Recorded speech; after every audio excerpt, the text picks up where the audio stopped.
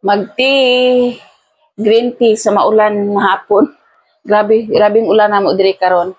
So guys, kani lang kay namangug ko'y mga napansin ba? Di na lang ko mag-mention og pangalan, no. Kana ganing kamo ba mag-away mo sa imong bana, mag-away mo sa imong partner, mag-away mo nga girlfriend boyfriend, ayaw ninyo i-post sa social media. Ngano kabalo mo? Social media dili na ma-resolve ang inyong problema. The more nga maglala.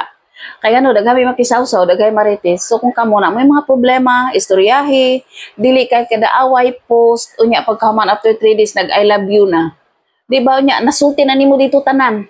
Ang mga sakit nga istorya, lain dapat inyo hadyong i-resolve inyohang istoryahon, di ba? As na mag-partner, mag-asawa, ayaw i-post sa social media kawa gyud nay maayong dangatan. So kana lang guys, kinsay nakarelate, di ba? Daghay makarelate ani kay daghan kay diha kada away post sa social media.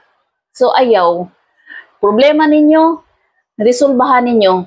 Kay ang social media dili na makatabang sa inyong problema. Ato lang, bye. Green tea!